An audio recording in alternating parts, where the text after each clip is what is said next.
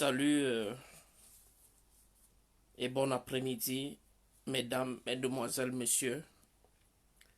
Je vous ai donné rendez-vous cet après-midi à 16 heures. Donc pour vous parler d'une thématique qui peut être intéressante pour certains parmi vous. Parce que je reçois plusieurs appels de demandes de conseils et tout ça. Donc de la part de certains individus qui voudraient exercer dans le domaine humanitaire à travers des associations de bénévolat, à travers des œuvres caritatives que certains font déjà et aimeraient que leurs actions soient pérennes sur le court, moyen et à long terme.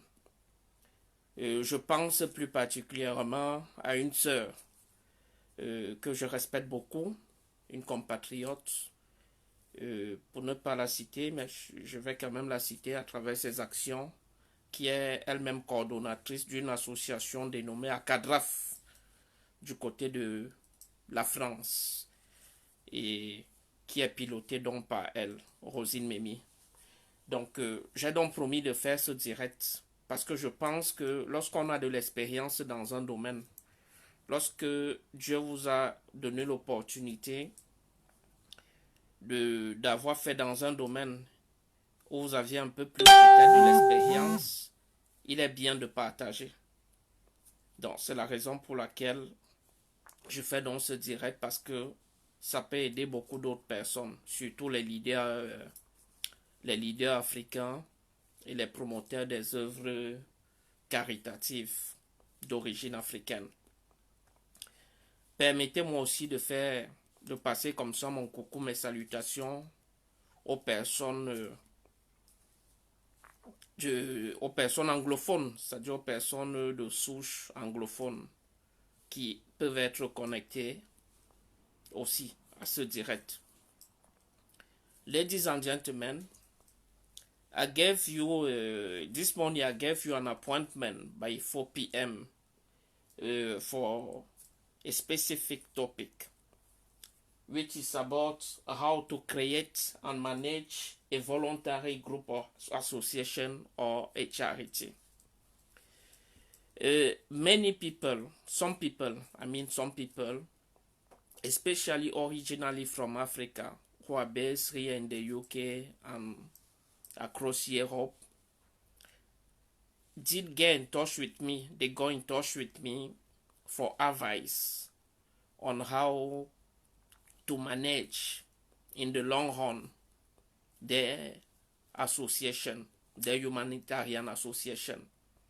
So I did promise to do something to share my experience, my little experience in the field with them.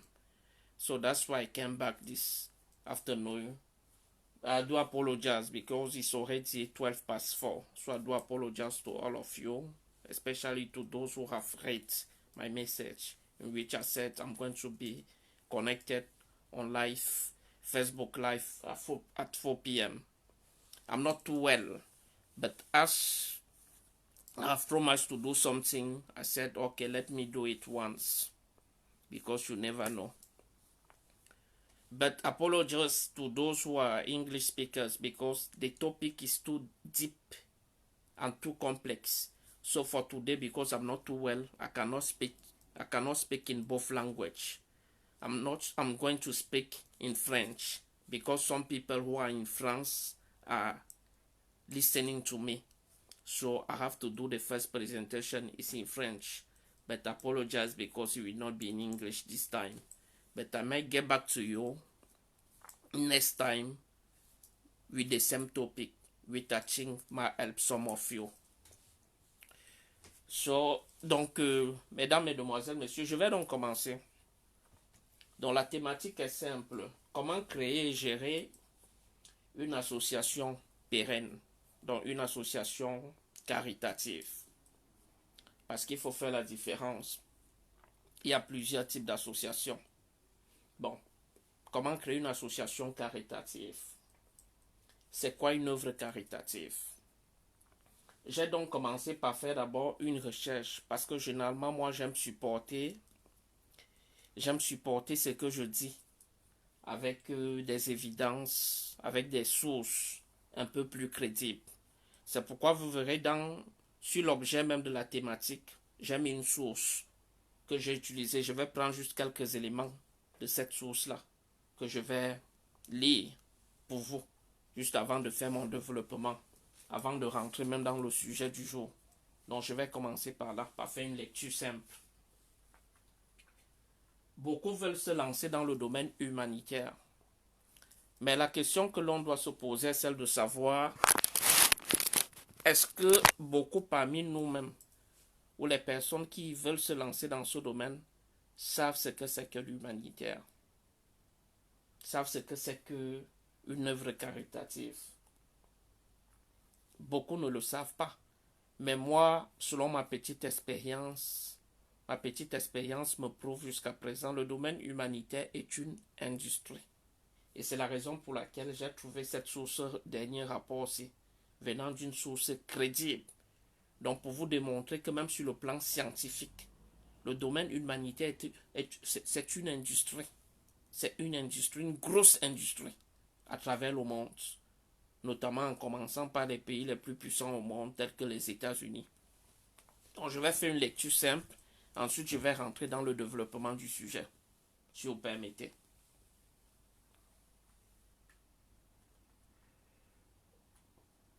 Certains pays du monde sont particulièrement généreux. Et être riche n'est pas... Voilà, c'est bon, c'est plutôt bon. Et être riche n'est pas une exigence. Indice mondial des dons. Bon, c'est aussi connu comme le The World Given Index. Est un rapport annuel publié par les charités, par les fondations d'aide caritative. Donc en anglais, c'est Charities Aid Foundation. Le rapport est la plus grande enquête au monde sur les activités caritatives du monde entier. Le 10e rapport annuel analyse les données des 10 dernières années, révélant les tendances des actions caritatives des gens en période de crise économique, de reprise économique et de troubles géopolitiques. Le rapport examine 3 aspects du comportement de don. Vous aviez le premier aspect, aider un inconnu. Donc il y a beaucoup plus de gens qui, à travers le monde entier, qui sont beaucoup plus sensibles à aider des inconnus. Ça, c'est selon le rapport. Donner de l'argent à un organisme de bienfaisance. C'est la thématique dont je vais aborder tout à l'heure. Donc faire des dons, faire des donations, faire des dons. Un organisme de bienfaisance. Tant bénévole dans une organisation, donc faire ce qu'on appelle du bénévolat au sein d'une organisation ou d'une association caritative. Donc voilà les 3 aspects où les gens sont très sensibles à donner de leur temps, soit en aidant un inconnu, dont l'on peut parler par exemple de l'immigration. Je pense un peu ça, c'est de ça qu'il s'agit. Donner de l'argent, donc faire un don ponctuel ou de manière régulière, parce qu'il y en a qui sont abonnés déjà à certaines associations caritatives où ils font des dons réguliers. Tant bénévole dans une organisation, nous savons que beaucoup de gens sont habitués à faire du bénévolat, quelle qu'en soit leur profession. Il y a des gens, soit médecins ou quoi que ce soit, lorsqu'ils prennent leur retraite ou pendant même qu'ils sont en service, ils font du bénévolat au sein d'une association. Ça dépend de leur temps. Pour certains, ça peut être une fois par semaine, etc. C'est un peu de ça qu'il s'agit. Bon, les 4 premiers pays, selon ce dernier rapport, ce rapport le plus récent, donc qui sont en tête dans ce rapport, il y a les États-Unis, où il y a environ 72% de la population qui agissent dans ce sens. Il y a la Nouvelle-Zélande qui vient en deuxième position avec 64% de la population qui sont sensibles à aider, à soutenir les œuvres caritatives. Il y a l'Irlande. L'Irlande, 62%. Il y a l'Australie, 64%.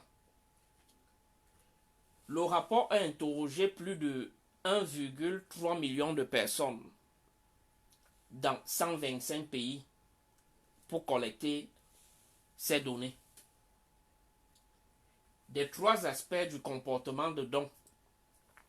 Aider un étranger, voilà, c'est de ça que je parlais. Aider un étranger est le plus souvent joué dans le monde, avec plus de 2,5 milliards de personnes ayant aidé un étranger au cours des 10 dernières années.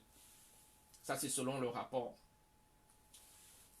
Après 10 ans d'enquête sur les actions caritatives de plus de 100 pays, la CAF, donc qui est dans la CAF veut dire, donc qui est la CAF, c'est la Fondation des associations d'œuvres caritatives, c'est en anglais, c'est une abréviation en anglais.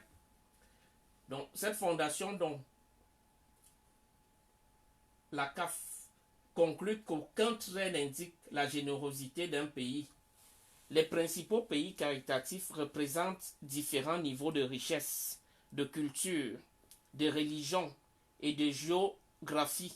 Par exemple, le Myanmar, Sri Lanka et l'Indonésie sont tous classés parmi les Nations Unies comme des pays à revenus intermédiaires de la tranche inférieure. Cependant, ils font tous partie des 10 pays les plus caritatifs du monde. Donc, il ne faut pas forcément être riche pour donner. Il y a ces pays-là qui sont des pays en voie de développement, pas forcément des pays développés selon le classement mondial. Bon, il y a maintenant, donc le premier pays qui vient en tête, c'est les États-Unis. Les États-Unis ont été le premier pays sur le rapport donc, du World sur le rapport de l'indice mondial du don au cours des 10 dernières années, avec un score de 58%, dont 58% de la population américaine sont prêts à aider, dans le cadre des trois aspects que j'ai énumérés tantôt. Ils sont très sensibles, donc 58% de la population américaine, ils sont prêts à aider, donc ils sont prêts à soutenir. Ils soutiennent, pas qu'ils sont prêts, ils soutiennent les œuvres caritatives, ils soutiennent les œuvres humanitaires, ils soutiennent les associations à travers le monde, en commençant par les États-Unis même, donc à travers les associations basées sur place. Parmi les personnes interrogées, 72% ont déclaré avoir aidé un étranger, dont 72% parmi les personnes interrogées dans le cadre de ce rapport-ci, qui a pris 10 ans, les 10 dernières années. 72% de la population américaine ont déclaré avoir déjà aidé un étranger. Donc ça veut dire qu'ils ont soutenu, ils ont beaucoup plus soutenu les associations qui aident les migrants. 61% ont déclaré avoir fait un don.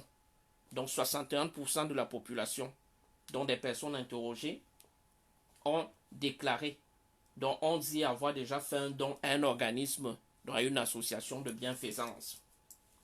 Et 42% ont déclaré avoir donné de leur temps à une organisation. Les États-Unis, cependant, ont vu leur nombre diminuer au fil des ans. Donc, voilà la source. Bon, je suis donc parti aussi, j'ai continué ma recherche pour voir, par exemple, donc, il y a les États-Unis qui sont à 58%, et puis il y a d'autres pays, même sous-développés, qui sont également à 58%. Par exemple, Myanmar est presque à 58% également, en termes de la moyenne. La Nouvelle-Zélande, bon, et puis il y a le Royaume-Uni. Le Royaume-Uni, on parle de 54%, environ 54% de la population. Donc là, je prends la moyenne. J'ai mis la source là, en bas de la thématique. Pour ceux qui veulent, qui sont intéressés, vous pouvez lire de manière approfondie. J'ai juste envie de soutenir mon exposé à travers des sources fiables pour que nous comprenions tout ce que l'humanitaire Ce n'est pas ce qu'on voit en Afrique, là, dans les pays pauvres sous-développés. C'est une institution, c'est une industrie.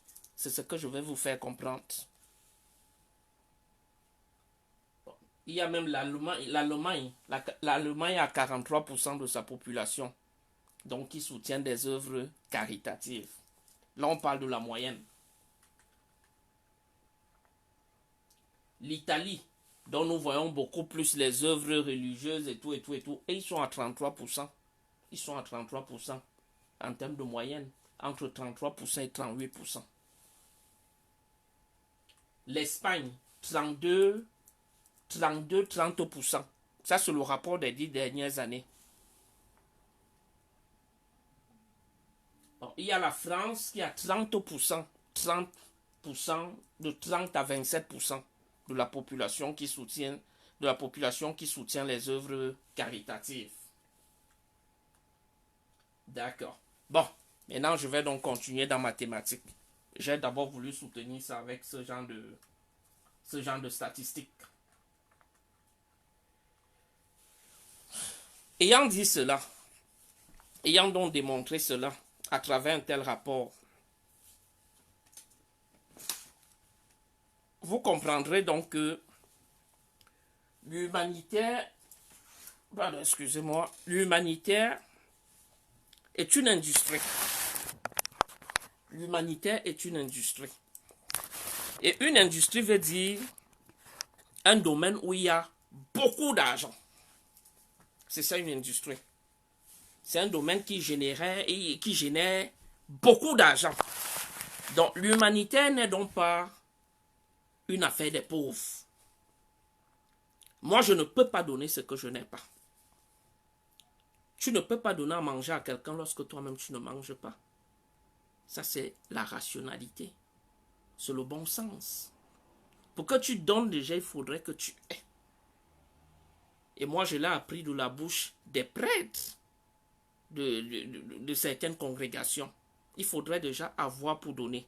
Donc, pour dire donc que l'humanitaire n'est pas l'affaire d'un démuni. Lorsqu'on est démuni soi-même, on cherche d'abord à améliorer sa propre condition de vie. Donc maintenant, comment créer une association? Comment créer et gérer une association de manière pérenne, c'est-à-dire de manière à long terme? Comment on peut gérer une association à long terme? Parce qu'il y a le court terme qui est une action immédiate, il y a le moyen terme qui est au fil des années, et il y a le long terme qui est au fil des décennies. C'est-à-dire que 5, 10 ans, 15 ans, 20 ans, 25 ans, 30 ans plus tard, de telle sorte que votre œuvre peut vivre après vous. Ou même si vous la quittez après peut-être 20 ans de service, l'œuvre peut continuer sans vous. Il faut donc dans un premier temps répondre à une question. Moi, je suis habitué, j'ai constaté lorsque j'allais à certaines conférences ici en Angleterre, la première question que je me faisais poser par certaines personnes, c'était la question de savoir why are you involved? Lorsque par exemple, je faisais un exposé ou bien je parlais, par exemple, puisque je vais me présenter tout à l'heure, je vais dire pourquoi est-ce que j'aborde ce sujet. Mais la question qu'on me posait était celle de savoir pourquoi tu es impliqué. Voilà la question que dans les milieux civilisés moyens, on vous pose ce genre de questions. Pourquoi tu t'impliques? Pourquoi? L'humanitaire déjà, c'est quoi l'humanitaire? L'humanitaire vise au bien. C'est ça la définition simple. Qui vise au bien. Au bien de qui? Là, on parle des biens d'un être humain. Des biens d'une population, d'une société. Parce qu'il y a plusieurs types. L'humanitaire couvre tous les domaines. Il y a les associations spécialisées en protection, par exemple, des animaux. Donc, c'est-à-dire les êtres vivants. Il y a des associations spécialisées pour la plupart au bien de l'homme, donc qui visent au bien de l'homme. Il y a des associations même spécialisées à l'être, comment on appelle ça? l'être végétal, c'est-à-dire que d'environnement, etc., etc. Donc, il y a plusieurs types d'associations. Ça couvre tous les domaines. En Occident, vous aurez des associations dans tous les domaines. Il y a même des associations à caractère religieux. Mais c'est toujours des associations. Donc, lorsque vous voulez donc créer une association, je vais donc parler de moi, donc pour permettre à certaines personnes de mieux comprendre. Moi, personnellement, pourquoi est-ce que je me suis impliqué dans le domaine associatif ou dans le domaine de l'humanitaire? Je fais dans ce domaine depuis fin 1999 au Cameroun. Pourquoi? Parce que je suis né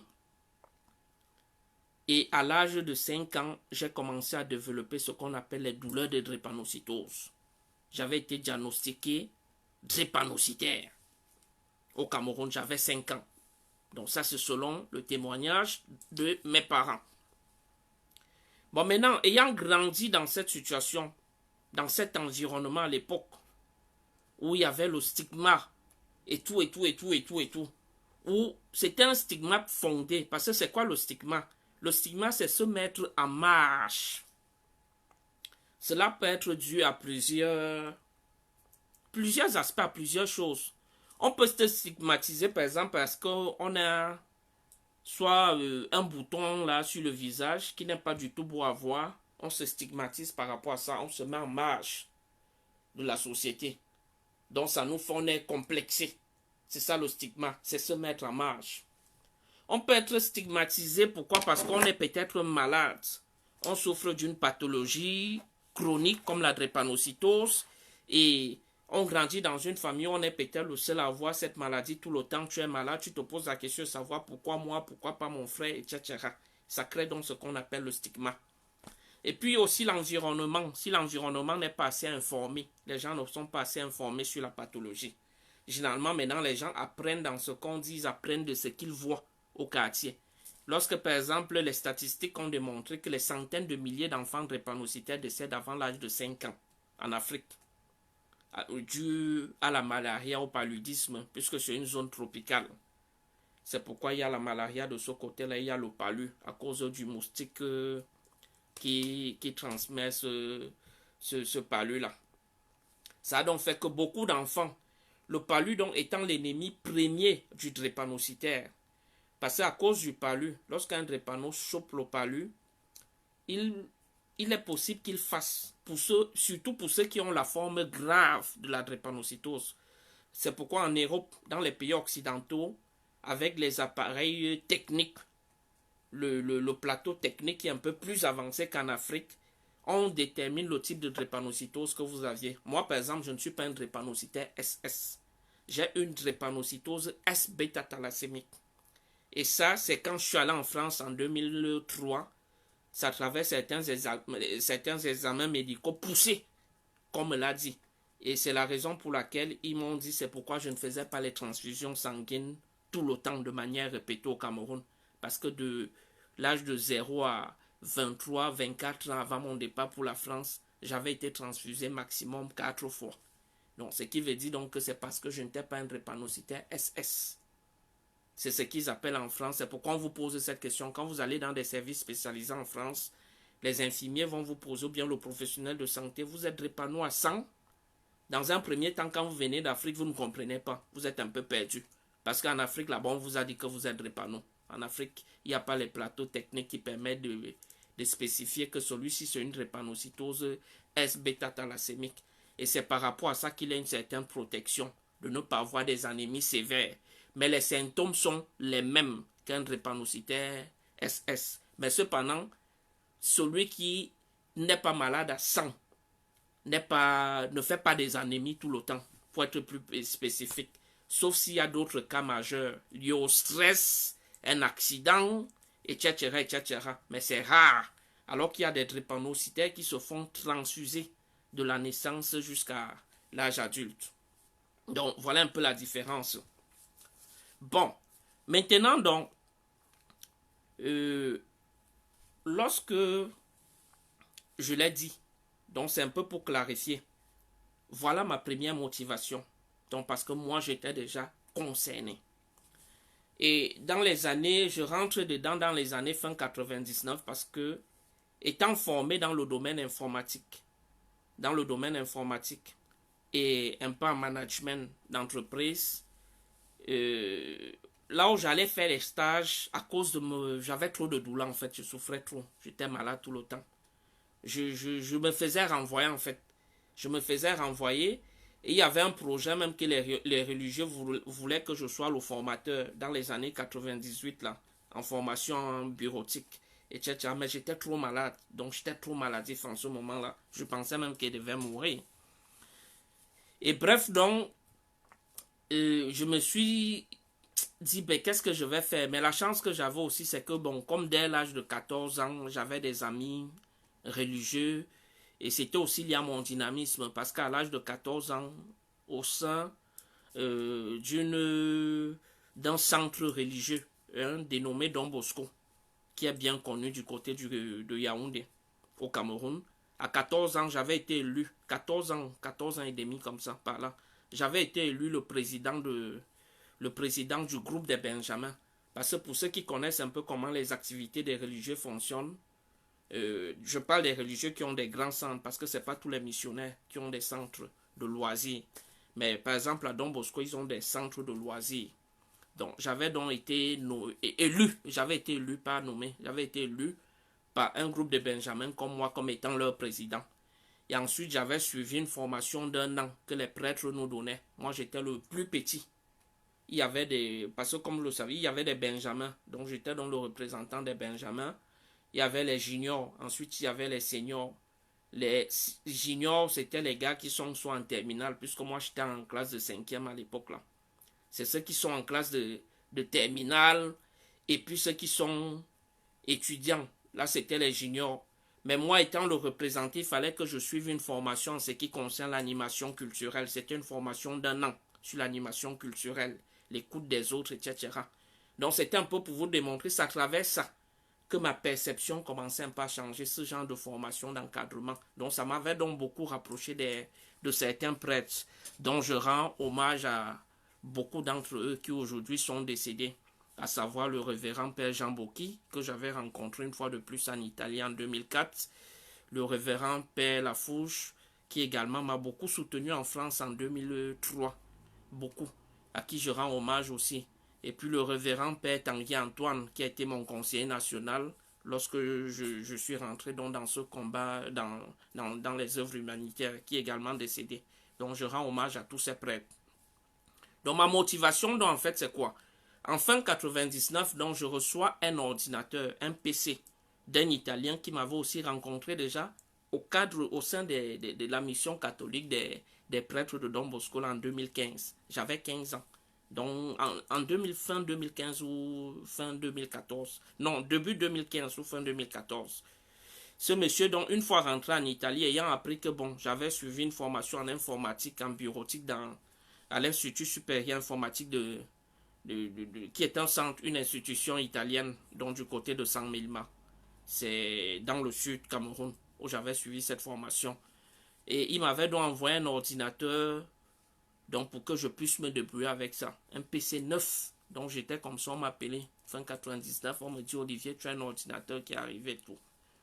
Bon, étant maladif, comme je disais tantôt, donc je n'arrivais pas à m'insérer proprement. J'avais travaillé, mais ça ne durait pas. Et ça ne durait pas. Bon, c'est là où je dis donc, sous le conseil du révérend Père Tanguy, en fin 98, juste avant son départ pour l'Italie, parce qu'il avait définitivement quitté l'Italie, quitté le Cameroun, il m'avait dit, Olivier, ne cède pas au pessimisme. Hein? Aujourd'hui, tu es malade, demain, tu es bien. Donc, tu peux faire avec ta santé. Et puis, moi aussi en tête que tu peux devenir directeur, donc de telle sorte que quand tu es bien, tu peux travailler toi-même, mais quand tu es malade, les gens peuvent travailler pour toi. C'est d'où pardon ma motivation en fin 99. Là, il était déjà parti rentrer en Italie. Il m'écrivait seulement, on s'écrivait. Parce que c'était mon bienfaiteur, c'est lui qui m'avait payé mes études supérieures. Et même pour me payer les études supérieures, puisque j'étais à l'internat, ce monsieur avait dépensé à plus de 3 millions de francs CFA. Donc, c'est lui qui m'avait donc dit que pense, réfléchis. il y a des méthodes, même lorsqu'on est malade, tu peux avoir des gens qui peuvent travailler pour toi, des trucs comme ça. C'est là où en fin 99, je réfléchis donc seul, je dis, ben, qu'est-ce que je peux faire? J'ai maintenant un PC que j'ai reçu. En ce moment-là, l'informatique était très rare. Hein? On nous comptait au bout des doigts, c'est-à-dire que des personnes qui s'y connaissaient en informatique. Et c'est là où je dis, pourquoi ne pas créer une association de drépanocytose pour bien comprendre cette maladie et vivre aussi, comprendre aussi l'expérience des autres, etc. Donc j'avais une motivation. Pourquoi? Je m'impliquais déjà parce que moi-même j'étais drépanocytaire. Et je voulais aussi comprendre les autres. Et ensuite je me suis dit, je vais plutôt mettre cet ordinateur au service de l'association. C'est-à-dire, je vais former certains drépanocytaires déjà adultes ou majeurs. Et maintenant, lorsque moi je suis malade, certains pourront travailler. Tu vois, celui-là peut être là aujourd'hui, il travaille, s'il a déjà été formé par moi. Après demain, c'est l'autre. Voilà comment j'entre dans l'humanitaire en fin 1999. Les religieux me soutiennent, notamment ceux de Don Bosco à Mimboman. Et notamment le révérend père Badjo. Il avait beaucoup apprécié mon idée. Il m'a dit, c'est bien, faut pas profiter tout seul, faut faire avec les autres. Et il m'avait dit, tu peux occuper nos salles pour vos réunions. La salle est gratuite, etc., etc. Tu as mon soutien total pour ce projet. Et c'est comme ça que le révérend père Tanguy Antoine, le feu, parce qu'il est décédé par son âme, puisque ici me connaît aussi depuis l'âge de... Le père Tanguy me connaissait depuis l'âge peut-être de 16 ans. Hein? 16 ans ou 17 ans par là. C'est là où il devient conseiller national. Il y avait un autre prêtre à l'époque, là, le père Philippe, etc., qui devient trésorier. Et puis il y avait un seul... Parce qu'au début, là, quand tu lances un tel projet, et surtout quand c'est dans un cadre au sein des missionnaires, première convocation, puisque c'était à travers les paroisses, nous étions une centaine de personnes. Il y avait les drépanocytaires qui venaient de partout et des différentes couches, ayant des professions différentes, enseignants, etc., etc. Et c'est là où moi-même j'étais impressionné de voir les drépanocytaires, certains, mais quelques rares hein, qui avaient l'âge de 30 ans, 35 ans. Donc, j'étais surpris personnellement. Et c'est à partir de là où beaucoup d'en sont donc venus avec l'idée, bon voilà, ils se sont dit, comme c'est au sein d'une communauté religieuse, et comme ils voyaient les religieux, c'est des grands, comme vous savez, c'est des grands centres, avec les bagnoles et tout, voitures, etc. Beaucoup s'étaient dit, c'est sûr que cette association a beaucoup d'argent. Le promoteur a beaucoup d'argent, certainement. Et les prêtres, le révérend père Tanguy Antoine particulièrement, m'avait déjà préparé psychologiquement que fais attention. Et même le révérend père Badjo, fais attention. Comme c'est au sein de Don Bosco, beaucoup viendront. Ne sois pas surpris que tu aies à plus de 100 personnes pour la première réunion. Mais dès qu'ils vont se rendre compte qu'il faut construire, c'est plutôt en construction. Ne sois pas surpris que tu te retrouves encore tout seul. C'est comme ça, et c'est là où il me dit, c'est comme ça que même Don Bosco avait commencé, avec une bicyclette. Mais aujourd'hui, nous sommes à plus de 17 000 à travers le monde, avec des grosses voitures, des grosses maisons. Mais Don Bosco, lui, n'a pas connu tout ça. Don Bosco est le fondateur de leur congrégation. C'est là qu'il me dit ça. Donc, j'étais déjà préparé, et voilà comment j'entre dans l'humanitaire. Et après cette réunion, on avait élu, les gens avaient insisté qu'il y ait élection, parce que c'était un peu à la camerounaise. Nous étions 12 membres du bureau. J'étais le président, il y avait le secrétaire, donc chacun venait, d'autres qui venaient montrer les gros diplômes, ceci, cela. Ils étaient membres du bureau pensant que les religieux devraient mettre de l'argent. Mais par la suite, quelques semaines après, maintenant qu'on s'assoit, on dit, bon voilà, il faut commencer les actions, il faut commencer la sensibilisation dans les établissements, etc. Beaucoup disaient qu'il n'était plus chaud parce que les gars voient, ils se rendent compte que donc il n'y a pas d'argent. Ça construire, ça refaire. Beaucoup s'étaient retirés. Et il y a un seul monsieur qui était resté avec moi. Nous étions 2 seulement. Nous étions 2. J'ai dit après seulement 1 mois, nous étions 2. drépano. C'est là où maintenant, les prêtres maintenant entrent dans le bureau. Ils composent le bureau avec nous. J'étais donc président national de l'amicale des drépanocytaires de Yaoundé. Parce que j'avais voulu mettre une grosse dénomination et c'est un prêtre qui m'a dit non, les dénominations ne servent à rien. Le plus important, c'est les actions sur le terrain. Tu peux même dire amicale ou association des drépanocytaires de Mimboman. Ça ne change rien, mais si tes actions au fil du temps deviennent puissantes, ça va devenir national tout seul. Après, ça grandit. On sait que bon, vous aimez les grosses dénominations, mais ça ne fait pas le travail. Ce ne sont que des dénominations. C'est juste des appellations. C'est donc comme ça qu'on donne la dénomination d'amicale des drépanocytaires de Yaoundé. On l'a fait légaliser. J'étais président national. À côté de moi, donc, il y avait un autre drépanocytaire qui était secrétaire. Et il y avait le reste là. Père Philippe Rossignol, dont je ne sais pas s'il vit, mais à qui je rends hommage, qui était trésorier. Le révérend Père Tanguy Antoine était le premier conseiller national.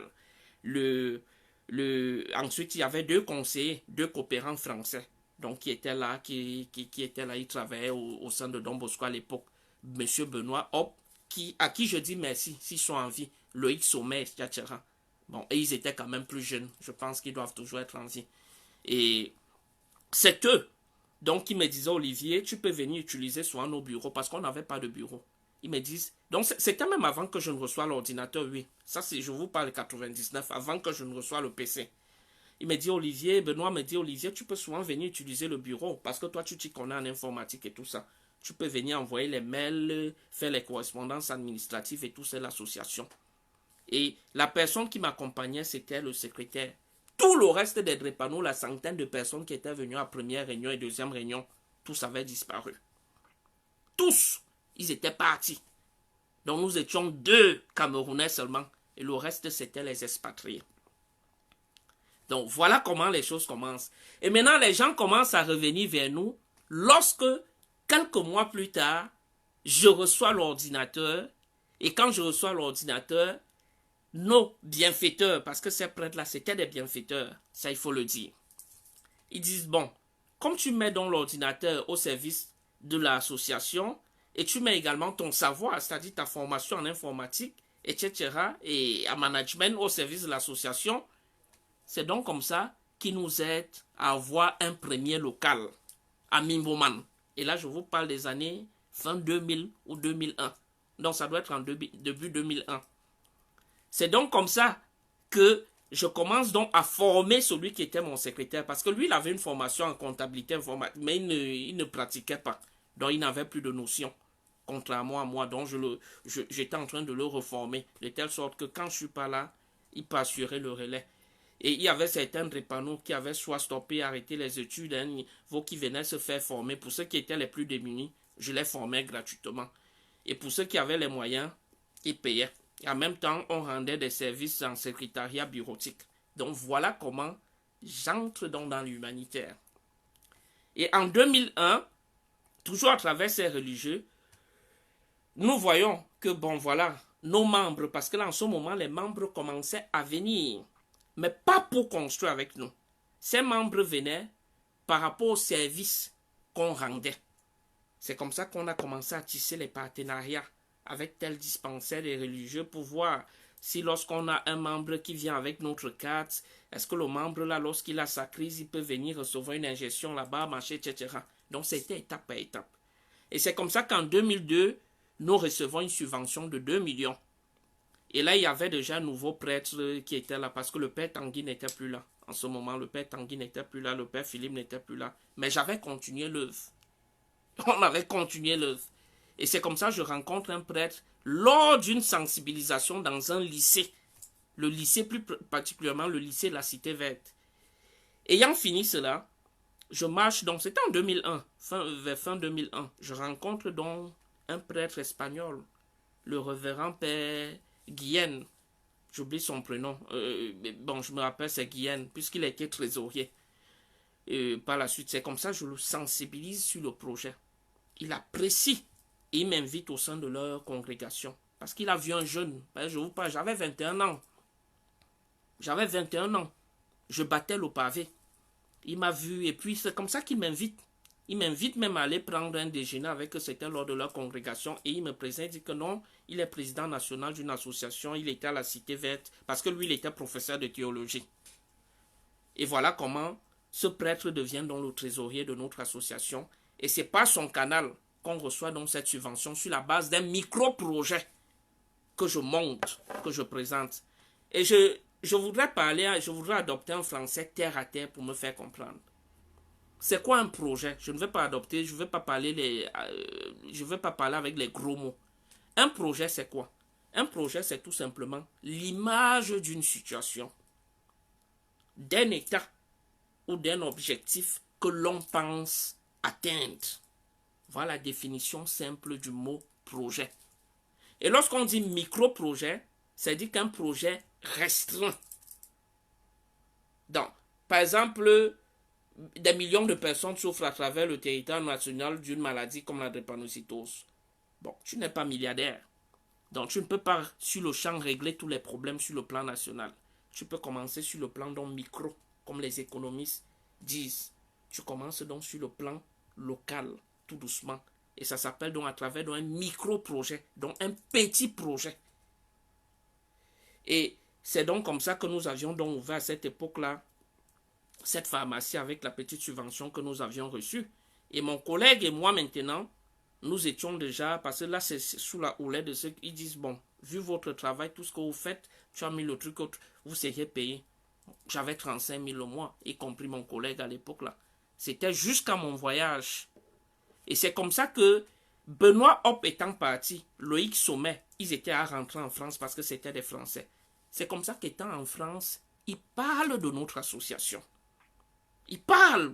Donc partout ils allaient. Non, au Cameroun là-bas, il y a un jeune Olivier qui fait comme ça avec Don Bosco. Parfois, je recevais des emails, puisque moi je m'y connaissais en informatique. Donc l'association avait une adresse email, tout. Ça avait un courriel. Je recevais parfois des salutations venant des associations de du Burkina Faso, Ouagadougou, de la France, où certains m'appelaient même Monsieur Don Bosco. Parce que c'était les Loïc Sommet, les Benoît Hop qui avaient sensibilisé. Donc, c'était progressivement. Et c'est comme ça que nous, qu'est-ce qu'on a fait donc? Parce que c'est ce qu'on dit donc projet humanitaire qui vise au bien. Par exemple, c'est quoi une action humanitaire? Si un médicament antalgique, donc c'est-à-dire qu'un antidouleur, puisque pour la drépanocytose, pour la drépanocytose, c'est les douleurs.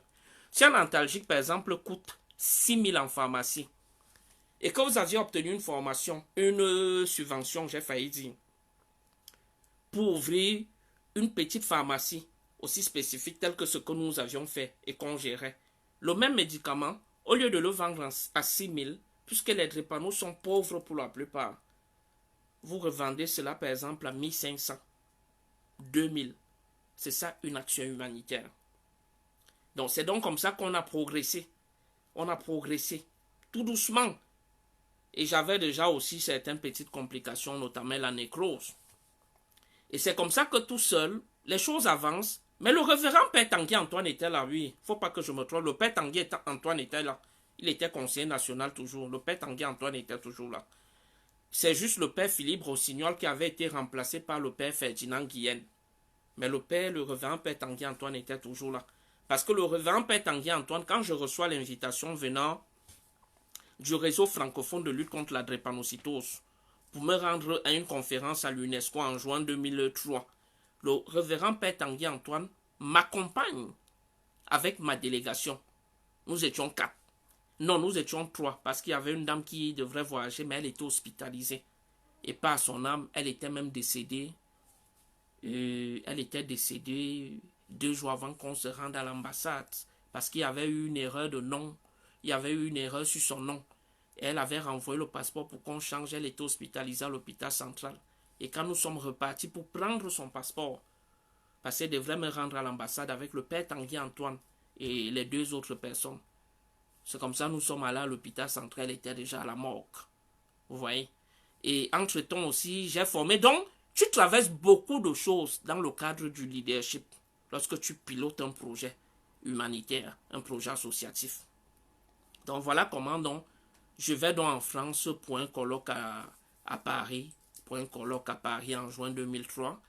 Et du côté de la France, j'ai la grâce donc de tomber par la suite après cette conférence sur le révérend Père Lafouche, à qui je rends hommage, qui m'a beaucoup soutenu, notamment en ce qui concerne par exemple l'accommodation, surtout lorsqu'il avait discuté avec le révérend Père Boki, que une fois en France, j'avais appelé ce dernier lorsque j'avais déjà des petits problèmes de logement. Il avait appelé le révérend Père Lafouche pour lui dire que non, il me connaît très bien, etc. Et ce dernier m'a beaucoup soutenu.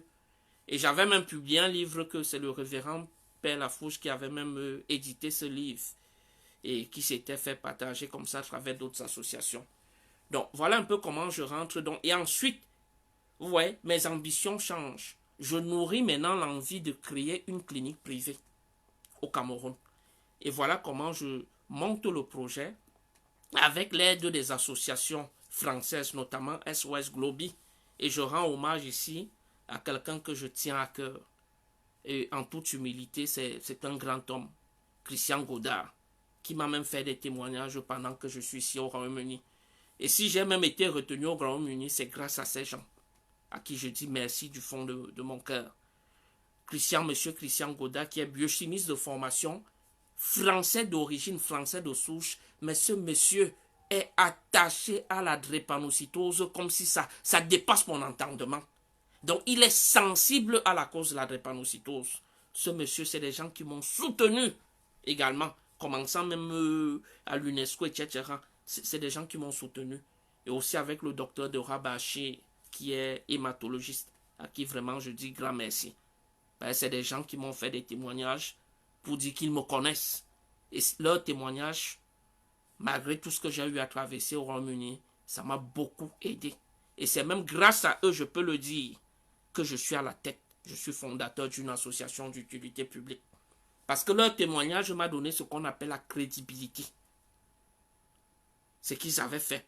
Docteur Dorabachi sur le plan médical, Christian Godard qui a témoigné qu'il m'a connu, rencontré à l'UNESCO, etc., etc. Vraiment, ça m'a beaucoup aidé. C'est vrai que ça n'a pas été facile pour moi de sortir de l'auberge, etc. Mais ça, c'est vraiment l'Europe. C'est l'Europe. Mais il faut quand même toujours dire merci à toute personne qui se souvient de toi. Donc, voilà donc comment j'ai donc monté un projet d'ouverture d'une clinique privée au Cameroun. Vous voyez comment je vais étape par étape. Et c'est comme ça donc avec l'aide de ces associations, et Christian Godard, ils me mettent en contact avec d'autres ONG, le révérend Père Lafouche, etc. Le révérend Père Boki, parce que j'étais allé en Italie après une opération en France pour le temps de ma convalescence. Et le révérend Père Jean Boki m'avait accueilli pendant 2 mois dans sa congrégation. Et en 2004, c'est comme ça le révérend Père Jean Boki aussi m'a mis en contact avec des personnes qui m'avaient rencontré au Cameroun lorsque j'avais 14 ans. Et il y a même une dame qui m'avait donné une voiture. Parce qu'au Cameroun, lorsque j'avais 14 ans, elle était venue puiser de l'eau. Et comme c'est moi qui étais à la citerne là, et c'était des amis, là, Mimoman, elle voulait payer. J'ai dit non, non, non, non, c'est bon, Sarah. Donc mon ami, les mots ont dit non. Parce que c'est mon ami contrôlait, un ami contrôlait. Bidias, donc à l'époque là, ça fait longtemps quand même. Et c'est comme ça qu'elle s'est souvenue de moi, elle m'a reçu. J'allais là-bas, elle m'avait donné une bagnole. Donc pour soutenir mon œuvre, etc. Donc c'est comme ça, ça s'était passé. Et j'ai donc été promoteur d'une clinique que j'avais ouverte à Yaoundé en fin 2005. Vous voyez. Et j'ai été le responsable de cette clinique-là pendant près de 2 ans. Avant mon arrivée en Angleterre en 2007 pour certaines raisons personnelles que je ne voudrais pas évoquer ici. Donc voilà un peu, vous voyez le parcours. Donc c'est la raison pour laquelle j'ai voulu parler de ça. Parce qu'aujourd'hui, ce que je constate, et vous voyez, voilà, et une fois arrivé en Angleterre, parce qu'il faut que je poursuis pour que vous compreniez où je vais aboutir. C'est comme ça que j'ai eu à faire les centres de rétention, dans les détentions, parfois de manière abusive et même arbitraire, où j'étais menotté, étant parfois malade, et tout, et tout, et tout, et tout. Je n'avais pas de paix, hein, franchement. Entre 2008 et 2010, avril 2010, je n'avais pas de paix, hein, je n'ai pas eu de paix. À plus de 16 déportations manquées. Et je lance donc l'association des drépanocytaires du Yorkshire pour l'Afrique et l'information de base. C'était après ma première ou deuxième détention. Et j'ai lancé cette initiative en juin 2008. Pourquoi? Parce que au sein de la détention à Londres, je faisais face à beaucoup d'incompréhension. Parce que vous savez, les douleurs de drépanocytose sont progressives. Par exemple, je vous ai dit là, je ne me sentais pas bien, mais là, je me sens mieux. J'ai eu à prendre la morphine en liquide. J'ai pris d'abord le paracétamol, le codéine. Ça ne marchait pas. J'avais mal à la poitrine là. Ça ne marchait pas. Et j'ai pris la morphine en liquide. Là, je me sens un peu mieux. Ça fait déjà... j'ai pris ça 20 minutes avant ce direct. Je ne me sentais pas bien. Et si je n'avais pas la morphine, c'est comme ça qu'un drépano, tu peux finir à l'hôpital pour avoir des antalgiques un peu plus puissants. Donc, voilà donc comment je lance donc, je dis, et après ma détention, on me libère, je rentre dans ma ville ici à Leeds, je tombe malade, je suis hospitalisé, le médecin prescrit les antalgiques, notamment la morphine, et le médecin ici prescrit, les infirmiers ne prescrivent pas ici, en Europe. Et quand il prescrit, l'infirmière qui devrait donc venir me donner, m'injecter, enfin, me donner ces antalgiques, me pose la question de savoir, mais monsieur Olivier, le médecin dit que tu as ce qu'on appelle sickle cell crisis, c'est-à-dire les crises de drépanocytose, la douleur de drépanocytose. C'est quoi la douleur de drépanocytose? J'avais très mal, je lui dis s'il te plaît, donne-moi d'abord la morphine, après je vais t'expliquer.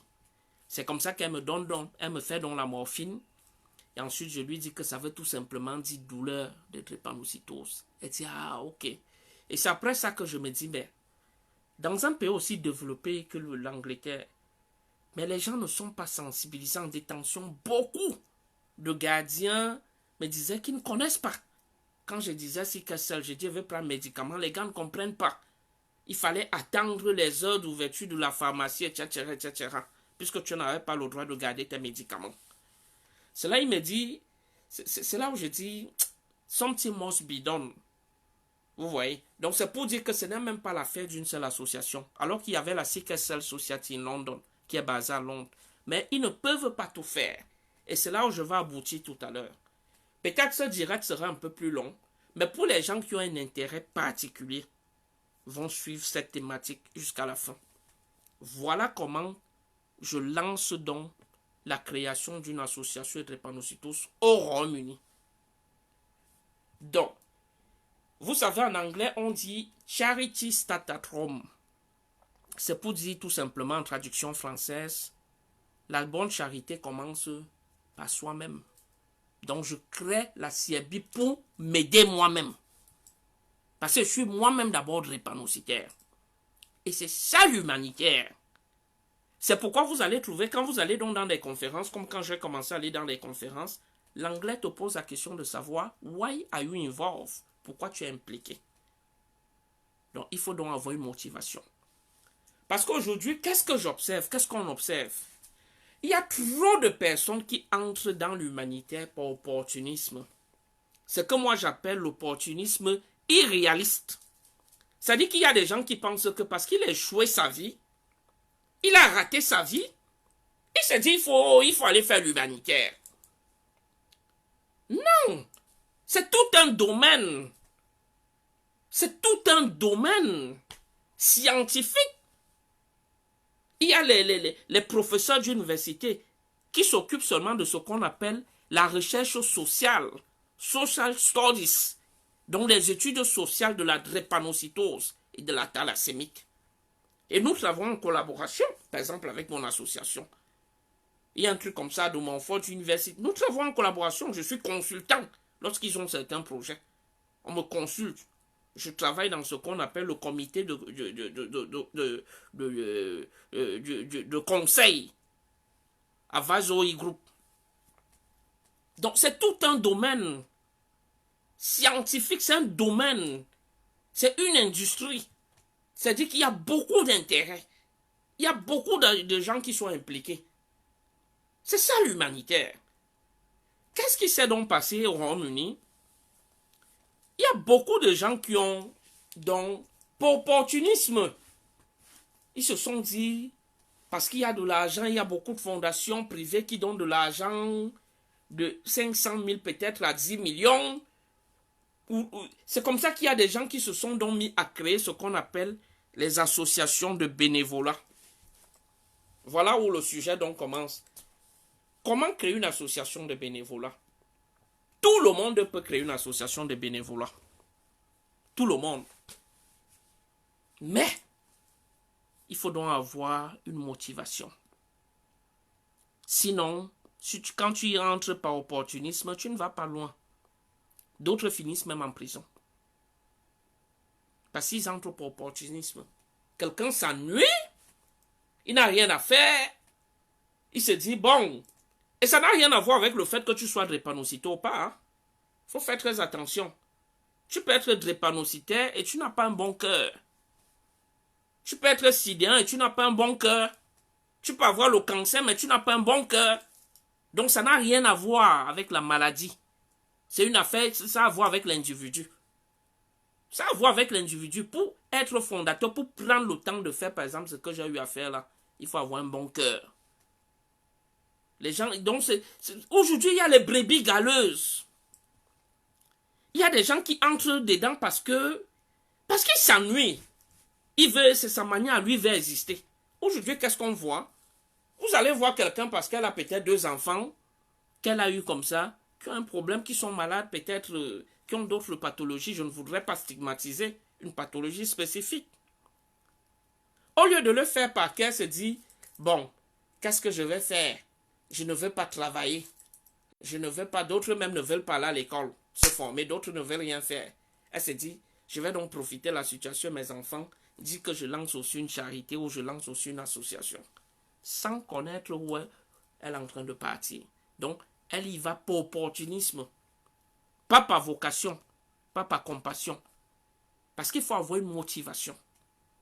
Voilà donc comment vous aviez donc des gens qui... D'autres reçoivent peut-être l'argent qu'on donne, la location qu'on donne pour les enfants. On garde les 1 franc, on achète quelques sacs de riz, on va au Cameroun. Là, je parle de la diaspora, ce qui est celle d'entreprendre dans ce domaine, au niveau de la diaspora. On va, on partage aux gens, aux orphelins. Après, on vient s'asseoir, on dit aussi qu'on a une association. On dit aussi qu'on fait dans l'humanitariat. Dans le domaine humanitaire. Non, ce n'est pas ça. Ce n'est pas ça. Comment créer une association? Les pays occidentaux sont structurés. Il y a des canaux. La mairie travaille avec certaines associations. Parce que comme vous le saviez, par exemple, vous saviez ce qu'on appelle Church of England, dont l'église d'Angleterre. Est-ce que vous saviez que c'est une charité? C'est une association d'utilité publique. J'étais une fois dans mon bureau, c'était en 2015. J'ai reçu 2 sœurs religieuses, une anglaise et une noire. Elles venaient, elles étaient en train de faire ce qu'on appelle le fundraising, des collectes de fonds, en allant de porte en porte avec leur prospectus. En lisant leur prospectus, je vois le charity number. Charity number, c'est pour les associations d'utilité publique. C'est en lisant que je vois qu'ils avaient 100 ans d'existence. 100 ans, mais c'est une association d'utilité publique. Mais la différence est que plus l'association devient indépendante avec plus d'argent, c'est-à-dire que par exemple, ils ont à plus déjà d'1 milliard, c'est un exemple, en termes de fundraising, comme fonds annuels, ou bien après des décennies, ils deviennent donc ce qu'on appelle une institution, mais ayant toujours leur numéro de charité.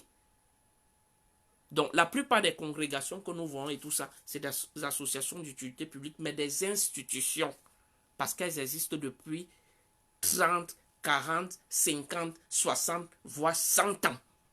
Donc, elles ont évolué étape par étape, progressivement. Mais le départ, ça part d'une base. Toutes ces choses partent déjà de ce qu'on appelle le bénévolat. Même lorsque nous regardons Rome, il y a plusieurs congrégations. Mais c'est les mêmes personnes. Je vais dire, c'est une même institution, c'est une seule institution religieuse. Mais à l'intérieur, ils ont permis que les idéologies et les vocations diversifiées sur le plan humanitaire et religieux se développent au sein de l'Église catholique romaine. C'est pourquoi un prêtre donc pouvait se détacher un moment, il crée son œuvre, il commence tout doucement de par sa vision. C'est pourquoi on va vous parler de Don Bosco, qui a commencé par prendre, il peut aller dans une petite ville où il n'y a que les pauvres, il prend d'abord un enfant dans une famille pauvre, qui l'aide à faire des études, etc. tout doucement. Après, il ouvre, il parle de son œuvre. C'est comme ça que petit à petit, quand il a les bienfaiteurs, les gens qui le soutiennent, il peut aider 1, 2, 3, 4, 5, 6, 7, 8, 9, 10 enfants au fur et à mesure. Mais ça lui a pris peut-être 50 ans avant d'atteindre un certain niveau. C'est comme ça, certains maintenant, quand ils deviennent des hommes, d'autres disent, moi je vais servir ton œuvre. Certains sont devenus des frères. Vous entendez parler des frères de Don Bosco. Certains sont devenus des prêtres, mais de la congrégation Don Bosco. Certains, donc c'est aussi comme ça que donc ils sensibilisent leur famille et son œuvre s'étend. Et c'est comme ça que, comme le révérend Père Tanguy me disait, l'œuvre vit donc après lui. Peut-être 100 ans plus tard, ils sont 17 000. Mais nous les Africains, comme l'Africain c'est beaucoup plus le copie en peste, copier-coller. L'Africain c'est quoi? Il a vu Wembley restaurant. À le restaurant, on dit que Wembley gagne peut-être 100 millions par an. La personne se dit, mais si la fille là se fait beaucoup d'argent comme ça, moi aussi je peux faire. C'est comme ça que sans business plan, sans passion, sans vocation, elle veut faire comme Wembley. Donc, qui est une frangine que je salue au passage. C'est comme ça qu'elle ouvre aussi son restaurant à côté. Et 6 mois, 1 an plus tard, tu entends qu'elle a fermé. Parce qu'elle n'a pas de capital, mais elle veut copier l'autre. Voilà comment nous les Africains, nous réagissons. C'est aussi comme ça que dans le domaine humanitaire, donc, il y a beaucoup d'Africains qui se sont jetés dans les affaires de charity ici. D'autres même sont allés en prison. Qu'est-ce que les gars ont fait? Parce qu'il n'est pas facile d'avoir une association et aller jusqu'au niveau de la reconnaissance juridique comme association d'utilité publique. Mais cependant, toutes les associations de bénévolat dans les pays comme le Royaume-Uni, quand vous suivez le canal normal, à savoir, qu'est-ce que tu veux faire? Bon, comme beaucoup copient. Je vais créer une association peut-être parce que j'ai des enfants autistes. C'est un exemple. Mais la personne ne fait pas cela parce qu'elle a un bon cœur. La personne fait cela parce qu'elle a appris que là-bas on donne 1 million. Là-bas on donne 2 millions parfois. Donc pour opportunisme. Parfois elle a une formation contraire qui n'a rien à voir avec ça. Elle allait faire peut-être certaines. Parce qu'il y a d'autres qui ne sont pas là à l'école. D'autres sont allés à l'école. Mais elle a un diplôme peut-être en RELF, en social care, sans aucune expérience. Elle a déjà dans la quarantaine, donc elle entre dans l'humanitaire par accident. C'est comme ça qu'elle va maintenant au voluntary group. Voluntary sector, pardon. Voluntary sector veut dire le secteur du bénévolat. En Occident, donc plus particulièrement au Royaume-Uni, les mairies travaillent donc en collaboration avec certaines associations d'utilité publique qui ont fait leurs preuves. Donc parfois, les fondateurs sont même déjà décédés. Mais l'association existe depuis 30 ans, 40 ans. Ça avance.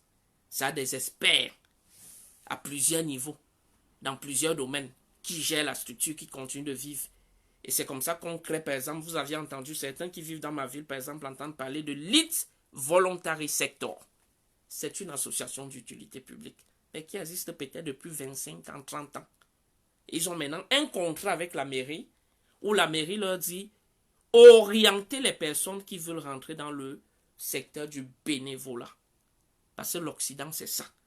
L'Occident aime bien, je vous ai donné, c'est pourquoi j'ai fait cette lecture au départ, pour vous démontrer qu'au moins 50% de la population de la plupart des pays occidentaux soutiennent les œuvres caritatives. Bon, maintenant, qu'est-ce qu'il y a eu? Il y a eu beaucoup de désordres, où notamment la réputation des Noirs comme nous ont été gâchées. Parce qu'il y a des gens, d'autres qui un peu lettrés, donc c'est-à-dire un peu instruits, qui sont allés soit à l'université, par suivisme, se former dans les domaines où ils n'ont aucune expérience. Parce que vous saviez, à un certain âge, quand tu as 40 ans comme les nous là, tu ne vas plus à l'université parce que tu as vu Paul aller à l'université. Non! Tu dois regarder ce que tu as d'abord comme fond. C'est-à-dire comme expérience personnelle, comme parcours. C'est en fonction de ça que tu suis certaines formations. Puisqu'on peut te donner un doctorat à 45 ans, tu fais quoi avec? Tu n'as aucune expérience dans le domaine, on va t'employer où? On va t'employer ou laisser un enfant de 20 ans.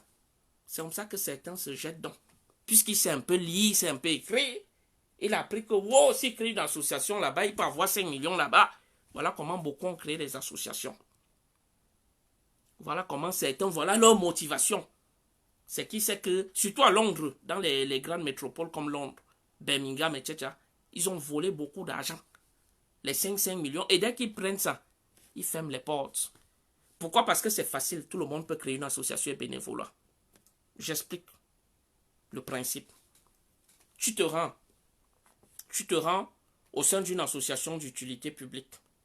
Ce qu'on appelle ici, généralement, toutes ces structures-là ont le nom de la ville. Donc, c'est-à-dire dans le programme qu'ils ont. C'est-à-dire l'association d'utilité publique qui ouvre ce programme-là dénomme.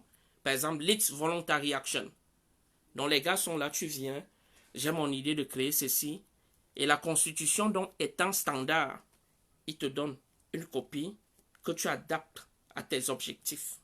Beaucoup ont donc fait du copier-coller. Parce que c'est rien, les objectifs. J'ai dit, je vais faire ceci, je vais faire cela, quelqu'un qui est un peu instruit et formé dans un quelconque domaine peut le faire. Ils sont 3. Ils ouvrent un compte bancaire. Parce que ici en Occident, surtout en Angleterre, les associations de bénévolat peuvent ouvrir des comptes bancaires. Mais selon mes dernières recherches du côté de la France, ce n'est plus possible. Les associations non déclarées n'ouvrent pas des comptes bancaires. Sauf, bon, en cas de force majeure, je ne sais pas. Je ne voudrais pas parler de ce que je ne connais pas. Mais en Angleterre, ils ont le droit d'ouvrir un compte. Voilà comment ils prennent donc 2 bonhommes. Ils sont 2, ils vont ouvrir le compte.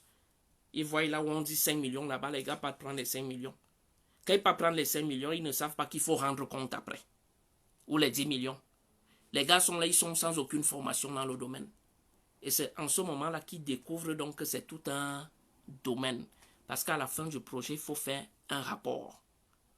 Et il faut rendre compte. Il faut même présenter les reçus à la limite. Et les gars n'ont pas prévu à l'intérieur parce que pour ils prennent l'argent au lieu de réaliser le projet, ils mangent plutôt. Donc voilà.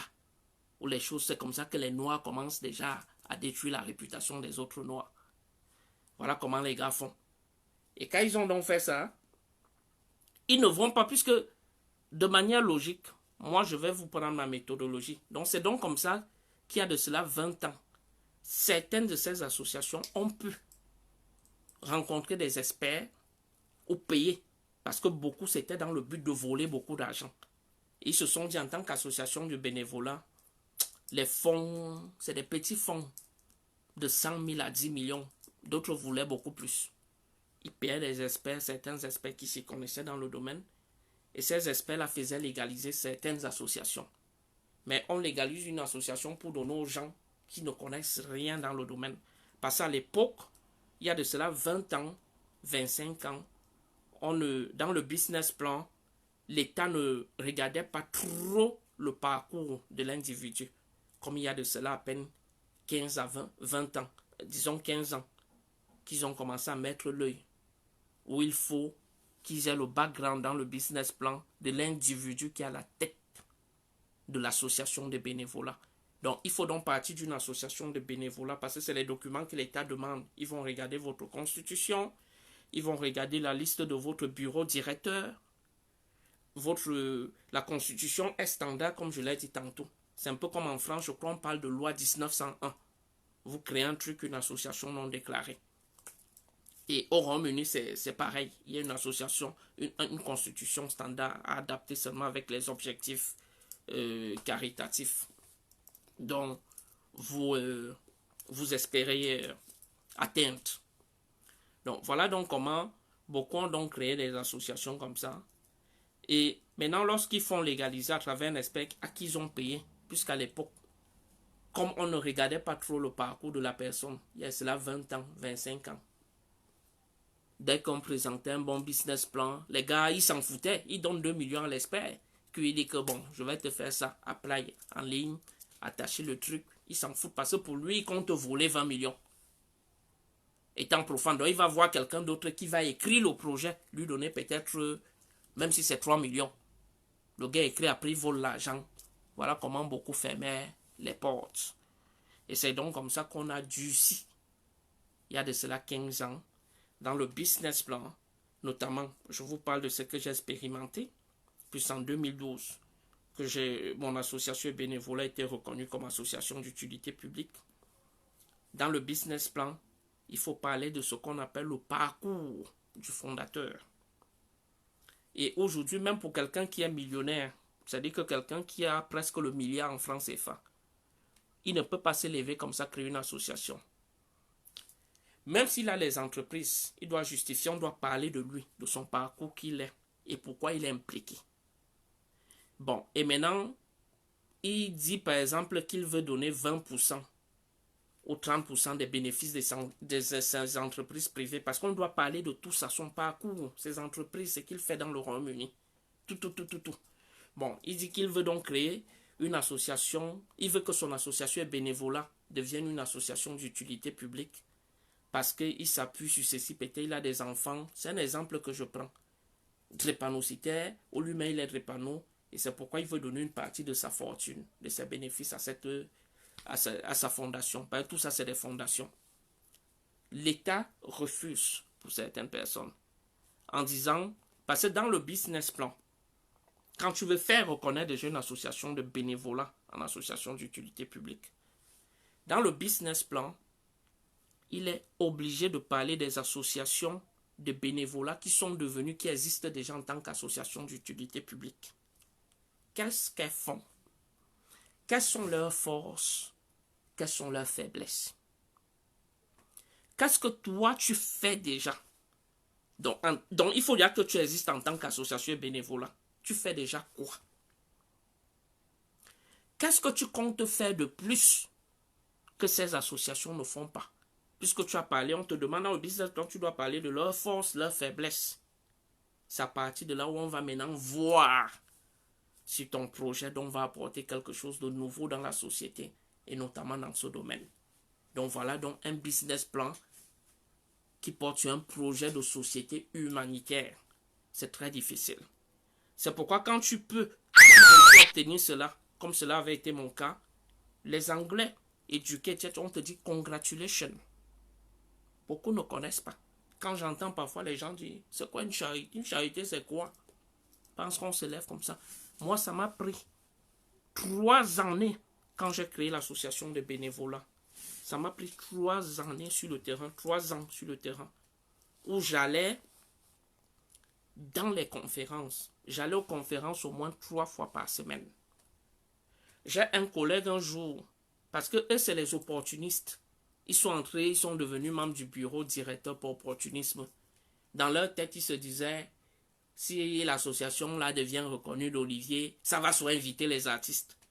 C'était des profanes mais opportunistes, dont un couple là.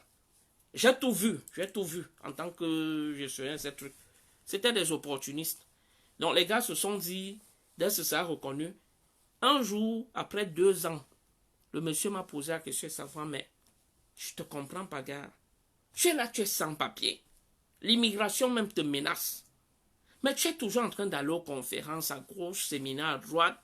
Ça t'apporte quoi?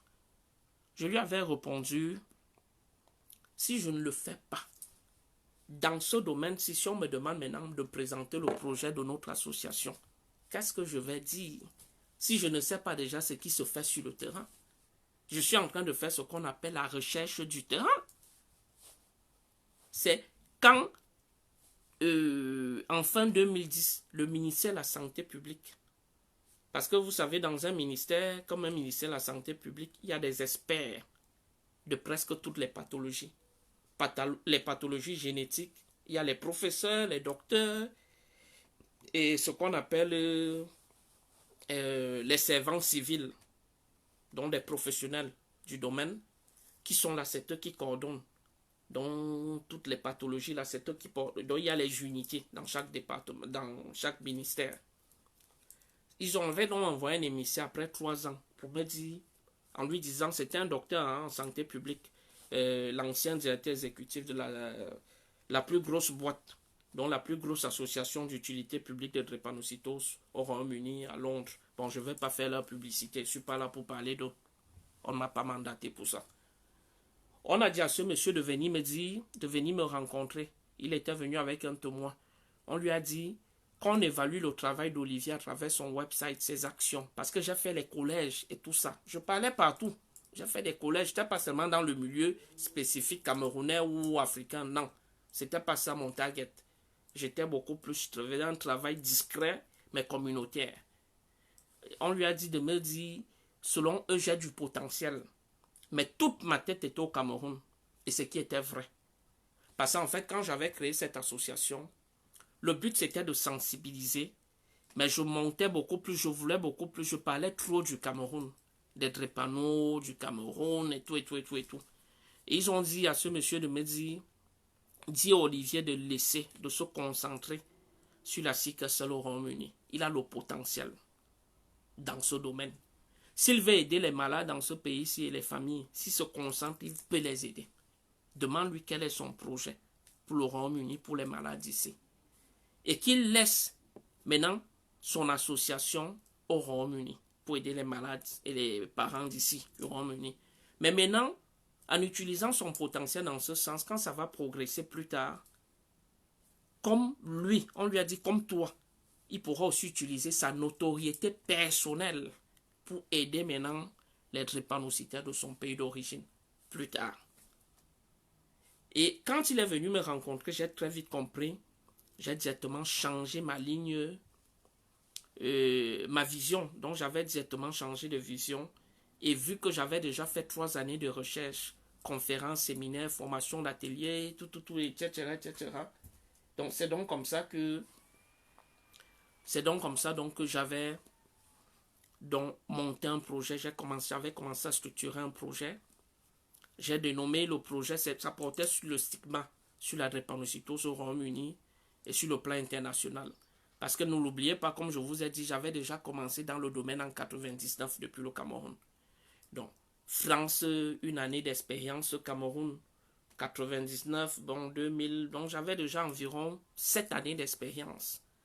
8 années d'expérience, Cameroun, France. Et ajouter à cela, c'est que j'avais déjà fait comme recherche ici. Donc c'est comme ça, donc ayant déjà identifié les manquements dans ce domaine au Royaume-Uni, où j'avais constaté par exemple que on parlait de plus de 15 000 drépanocytaires adultes, enfin enfants adultes au Royaume-Uni, à plus de 240 000 personnes qui sont des porteurs sains, c'est-à-dire que des porteurs sains AS, à plus de 15 000 malades. Mais j'avais regardé de par mes recherches, moins de 300 malades à travers l'ensemble du territoire, et y compris les familles, c'est-à-dire les parents, prenaient part aux conférences, aux activités liées à la drépanocytose au Royaume-Uni de manière active. Et c'est sur ça que mon projet s'était appuyé, mon projet de société humanitaire. C'est sur ça que portait mon projet. Et quand j'avais fini ce business plan, c'est comme ça que je fais légaliser. Et j'ai donc fait légaliser notre association de bénévolat, qui était une association de bénévolat, comme je vous ai dit, avec des actions, puisque j'allais dans les écoles. Mais je vous ai dit, le reste là, les membres, dont la plupart des personnes qui entrent, c'est pour opportunisme. Beaucoup des membres du bureau directeur, parce que nous étions au moins 3, parfois 5. C'était des gens qui entraient pour opportunisme. Donc c'est moi qui allais me former. J'allais en même temps à l'école, parce qu'il te faut quand même avoir un niveau littéraire acceptable pour gérer vraiment une association de bénévolat. Parce qu'il y a l'administration à l'intérieur. Il faut écrire pour présenter vos actions auprès des associations de bénévolat et y compris d'associations d'utilité publique qui existent déjà. Intervenir dans les conférences, donc tu es obligé de t'instruire. Donc tu es obligé d'aller à l'école, d'avoir au moins l'équivalent du bac anglais par exemple, si tu es dans un pays anglophone. Tu es obligé, c'est une obligation. Sinon tu ne pourras pas tenir. Donc, il ne faut pas voir le folklore, le bruit là que les gens viennent faire sur Facebook. Tu allais faire les dons, tu as acheté quelques sacs de riz pour aller donner à quelques personnes qui ont faim. Tu viens faire, tu dis que tu fais dans l'humanitaire. Non, c'est un domaine. Cela nécessite une formation. Une formation soit formelle, à travers, sur le plan académique, mais commençant d'abord par la langue. Puisqu'il te faut écrire de manière concise, etc., c'est l'administration. Donc, et moi, j'étais celui qui faisait tout ça. Les autres membres du bureau, là, c'était les figurants, c'était les opportunistes. Donc, vous voyez, c'est donc comme ça donc que j'avance progressivement. Pendant ce temps, j'allais au collège, j'allais dans les conférences. Et beaucoup aussi, je vois beaucoup d'Africains qui se lancent là pour opportunisme, qui viennent faire les directs sur Facebook, etc. Beaucoup ne comprennent pas l'importance des conférences, des séminaires. C'est très important. Commençant par l'école, c'est-à-dire que tu t'instruis. Et ensuite, si tu ne peux pas directement créer ta plateforme, c'est-à-dire une association de bénévolat, va faire le bénévolat auprès d'une association de bénévolat ou d'utilité publique qui existe déjà. Tu t'instruis. Et en faisant le bénévolat, tu pourras travailler auprès d'un expert. Peut-être celui qui s'occupe du marketing, ça peut être celui qui s'occupe de l'administration, ça peut être celui qui s'occupe par exemple du fundraising, c'est-à-dire des applications, de la rédaction des offres de projets. Tu te formes tout doucement. Mais moi, l'intelligence que j'avais eue, ce qui m'avait beaucoup sauvé, c'est l'expérience que j'avais déjà au niveau du Cameroun. Donc cette expérience du Cameroun et un peu de la France, parce que j'ai préparé beaucoup de conférences en France. C'est ce qui m'a permis d'être humble et de ne pas mettre l'argent. Parce que ce qui tue beaucoup de gens, lorsqu'ils veulent rentrer dans cette affaire, je vous ai dit c'est pour opportunisme, mais ils mettent l'argent devant. Moi, je n'avais pas mis l'argent devant. J'avais d'abord mis les actions devant. Et ça, c'est parce que les prêtres me conseillent ce genre de choses. Depuis la base au Cameroun. Il faut toujours d'abord mettre les actions devant. Ensuite, l'argent va te suivre. Parce que là où il y aura de l'argent, personne ne peut te donner son argent s'il ne sait pas effectivement à quoi va servir son argent. Quel sera l'impact de ce que tu vas faire. Donc, tu dois avoir un projet structuré. Et pour avoir un projet structuré, il ne suffit pas d'aller payer 2 millions, 3 millions à quelqu'un, même si tu as de l'argent pour te faire ça. Ça ne va pas t'aider. Parce qu'après, il faudra quelqu'un qui va maintenant gérer ce projet-là ou ce programme au quotidien. Est-ce que tu peux donc le payer? Toi, tu n'as donc ni argent, tu n'es pas fortuné. Tu n'as donc ni ressources humaines. C'est-à-dire que tu n'es pas lettré. Tu n'as pas une expertise dans le domaine, ni en administration, ni en marketing. Parce qu'il y a le marketing des œuvres humanitaires. C'est différent du marketing général ou du marketing lucratif. Donc, ça s'apprend. C'est un processus. Et moi, c'est ce temps-là que j'avais pris. Et c'est là où j'avais dit à mon collaborateur, lorsque l'État était revenu vers nous pour nous poser encore des questions, 2 pages à 4. Mais tout était là dans le business plan. Et en attachant le business plan, je lui dis, toi qui me posais la question de savoir les conférences m'apportent quoi, les séminaires m'apportent quoi. Tu vois ce business plan-ci, c'est ce qui va nous donner ce numéro d'association d'utilité publique. Et ça n'avait même pas fait un mois qu'ils avaient lu ça. Parce que c'était un projet de société, un projet humanitaire de société complet. 20 pages, 21 pages. Et ça m'a pris près de 5 ans de recherche. J'avais les problèmes de 10 000 en ce moment-là. Mais je me contentais du peu que j'avais. Je n'étais pas dans l'envie. Je n'étais pas rentré dedans pour opportunisme. J'avançais tout doucement. La première subvention que je reçois, c'était l'équivalent de 400 000 en 2009. Écrit par moi-même. Et je commençais à écrire ce genre de choses parce que j'avais déjà... Et là, j'allais au collège toujours. Et quand je commençais à écrire ce genre de projet, c'est parce que je me formais dans le tas. J'allais aux ateliers, aux séminaires, où tu as un expert qui fait dans le domaine, peut-être le domaine de collecte de fonds, de rédaction d'offres, donc de structuration, de conception et de rédaction de projets. La personne fait dans ce domaine depuis 10 ans. Et cette personne offre un séminaire pour vous former. C'est-à-dire que la personne va vous donner des éléments qui te permettent ce qu'on appelle la formation sur le tas. Tu as ta plateforme et à travers des plateformes déjà avancées dans le domaine, à travers différents experts, Ça m'a pris 11 années pour me spécialiser en rédaction des offres. Ça m'a pris 11 années. J'ai commencé en 2009. Et c'est pratiquement vers fin 2015 que je commence la rédaction. Je me vois déjà en train de pouvoir concevoir un petit projet. Je me vois, j'avance étape à étape. Et c'est en 2017 que je me rends compte que j'étais déjà capable de prendre n'importe quel projet. Donne-moi n'importe quel projet. Il suffit que ce soit humanitaire. Tu me donnes seulement, tu me dis, tu me donnes le nom, la plateforme, l'association, Covid, machin. J'adapte ce projet. Je suis consulté aujourd'hui. Je suis consulté aujourd'hui. Vous voyez? Donc, c'est progressivement. C'était pas ça au départ. Parce qu'il faut la formation. Soit si tu vas à l'université et tu te formes dans le domaine qui matche avec ce que tu as déjà comme expérience ou ce que tu es en train d'acquérir comme expérience. Ou alors tu patientes en allant te former sur le tas. C'est-à-dire à travers ta plateforme, allant aux séminaires, aux conférences, aux ateliers. Et puis, tu as déjà un bon niveau de base sur le plan communicationnel, notamment à savoir l'équivalent du bac anglais, donc l'équivalent du A-level, qui est le level 3 diplôme, donc qui est le diplôme de l'année préparatoire d'entrée à l'université, que moi j'avais obtenu en 2010, puisqu'en 2011 j'avais eu 3 offres universitaires pour faire le journalisme. Mais malheureusement, à cause de ma situation d'immigration, je ne pouvais pas poursuivre parce qu'il te faut forcément les papiers pour aller à l'Uni. Mais les enseignants m'ont aidé, vu mon œuvre, obtenu une subvention pour faire une formation professionnelle en business administration, en disant que cela va m'aider à gérer mon association, qui était encore une association de bénévolat. Et à l'époque, mon avocat me dit, c'est après peut-être 3 ans, quand il avait pris mon dossier en 2009, il m'a encouragé à continuer avec cette initiative. C'est en 2012, quand mon truc devient reconnu, qu'il me dit, est-ce que tu sais pourquoi depuis 2011, l'immigration ne t'arrête plus? J'ai dit non. Il m'a dit, c'est à cause de ton association. Et entre 2008 et 2010, ils ont voulu vite te faire partie pour que tu ne progresses pas avec cela. Bon, pourquoi on t'arrête plus depuis? Ils t'arrêtaient, non, malgré ta santé. J'ai dit oui. Il m'a dit, il ne t'arrête donc plus parce que tu es intouchable, c'est à cause de ton association et non ta santé. Parce que tu contribues dans la société de manière palpable. Et si on t'arrête devant n'importe quel juge, vraiment, tu as trop de chances d'obtenir les papiers. C'est la raison pour laquelle on ne t'arrête plus.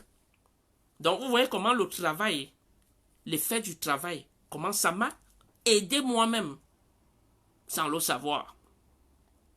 Et en mettant d'abord l'œuvre devant, les actions devant. Aujourd'hui, par exemple, je suis capable et je suis en train d'entrer maintenant dans ce... Je suis maintenant en train d'entrer à ce niveau-là, à cette étape supérieure. J'ai organisé les conférences nationales pendant 10 ans. Et dès le début de l'année prochaine, ou la fin de l'année prochaine, tous les 2 ans, mon plan d'action, parce que je suis le directeur de projet, parce que je suis qualifié pour ça. Donc, tu peux créer même une association de bénévolat, mais tu n'as pas la qualification nécessaire, tu n'as pas les compétences de gérer cette association au quotidien. N'en parlons pas d'un projet, d'une association d'utilité publique, parce qu'une association d'utilité publique a forcément un projet de société. C'est sur la base de ça que l'État vous a reconnu. Et là-dedans, il y a le parcours de la personne. L'État veut savoir qui va gérer le projet. Si c'est le fondateur lui-même, quel est son parcours? Il a quoi comme compétence, comme skill, comme qualification, comme expérience? Ce qu'il fait déjà qui démontre qu'il pourra mieux gérer ce projet. C'est là où on vous reconnaît. Donc c'est tout un parcours. C'est tout un plan. Par exemple, à partir de l'année prochaine, comme je disais tantôt, je vais commencer tous les 2 ans. C'est le plan d'action, le nouveau plan d'action, tous les 2-3 ans. Notre association d'utilité publique, sous ma houlette, en tant que le directeur exécutif, le fondateur et directeur exécutif, sur la base de mes compétences, parce que personne n'a mes compétences dans le truc, va commencer à organiser des conférences internationales et qui vont nous permettre maintenant de collecter les fonds de près de 250 millions et c'est permis, c'est reconnu par l'État pour les associations d'utilité publique. Mais je ne vais pas vous dire comment. Vous voyez, c'est 22 années d'expérience. Beaucoup. Et là, en ce moment maintenant, l'ONG pourra directement m'employer. Et comme je ne peux pas être membre du bureau directeur et en même temps directeur de projet, quand tu es payé, je vais démissionner de mon poste de président pour juste être le directeur de projet. Vous voyez? Et là, j'aurai un salaire. J'aurai un salaire. Et tout le reste, c'est logique. Et le pouvoir qu'une association d'utilité publique a, elle peut organiser une conférence internationale, inviter les gens à travers le monde entier. Puisqu'il y a il y aura un projet qui est conçu seulement pour ce programme-là, pour montrer le bien fondé de ce genre de rencontres et ce que ça apporte à l'association. Et c'est ce que les pays occidentaux veulent.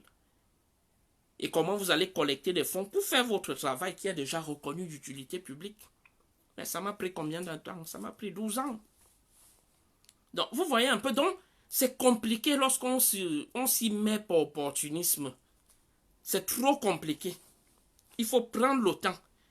Par exemple, il n'est pas interdit à quelqu'un qui a une expertise dans un autre domaine de vouloir se lancer dans l'humanitaire par bon cœur.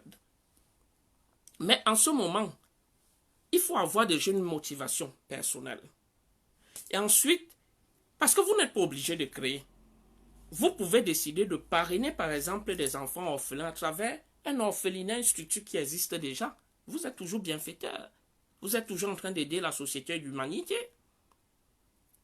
Donc vous n'êtes pas obligé de créer, surtout quand vous n'avez pas les compétences. Parce que vous allez vous salir, et quand vous allez vous salir, ça va vous suivre. Même dans d'autres domaines professionnels. Vous voyez donc, c'est un peu de ça qu'il s'agit. Moi aujourd'hui, ce que je voulais vous dire, 12 ans après, je me rends compte, regardez un peu ce que je vais vous énumérer, ce que j'ai acquis comme expertise à travers ces formations sur le tas, dans le cadre, à travers ma plateforme et à travers ces experts, des universitaires, lorsque tu vas dans les conférences, dans divers domaines. Bon, voilà un peu, je vais vous énumérer ce que j'ai comme expertise, ce que je fais aujourd'hui. Conseil sur la création d'une société d'intérêt communautaire, ce qu'on appelle ici CIC, Company Interest Company. Je crée ce genre de choses. J'élabore, parce que là, ce n'est pas compliqué. C'est un peu comme si vous voulez créer une entreprise, parce que c'est le Company House, la maison des compagnies. C'est l'organisme d'État qui régule ce secteur.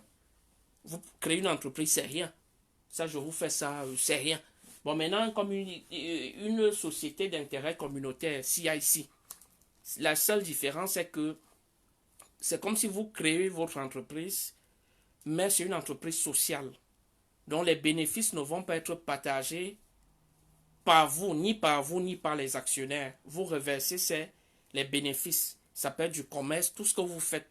Vous reversez ça à la cause que vous avez choisi de valoriser. Voilà la seule différence.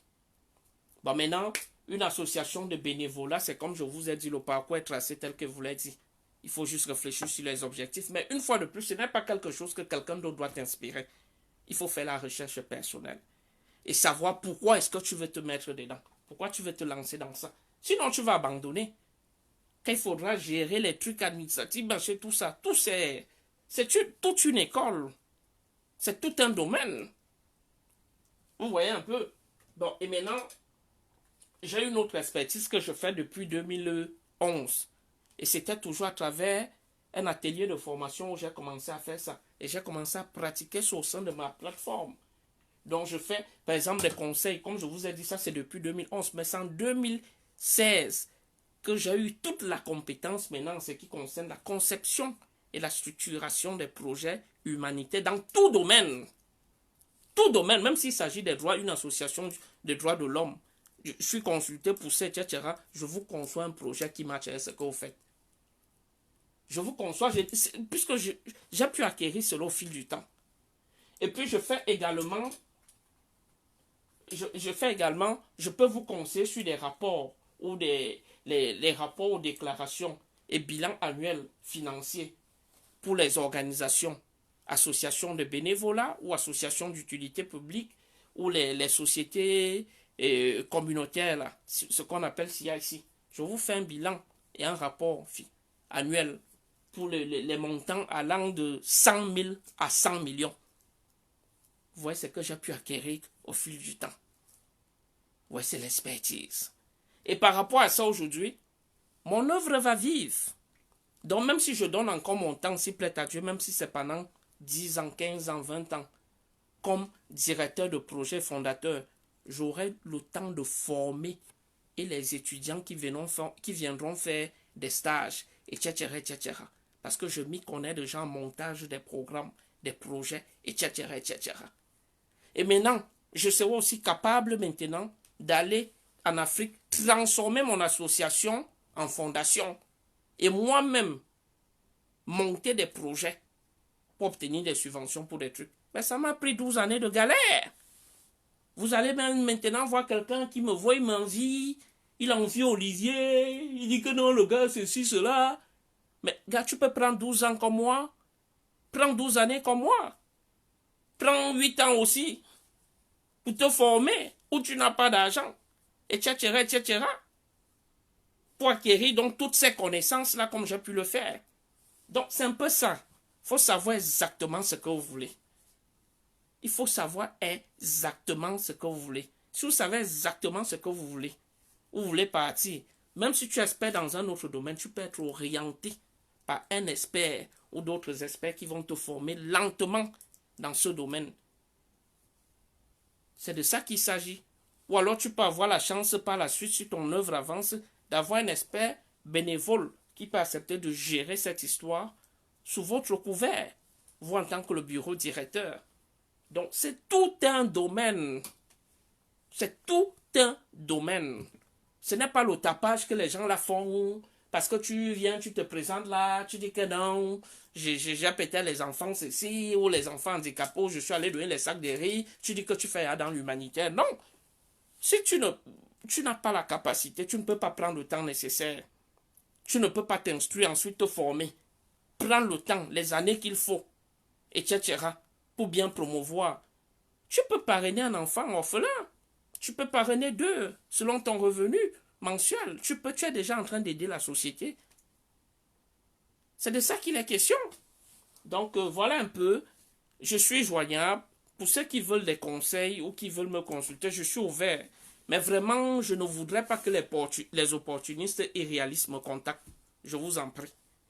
Donc, je voulais donc parler de manière globale comme ça.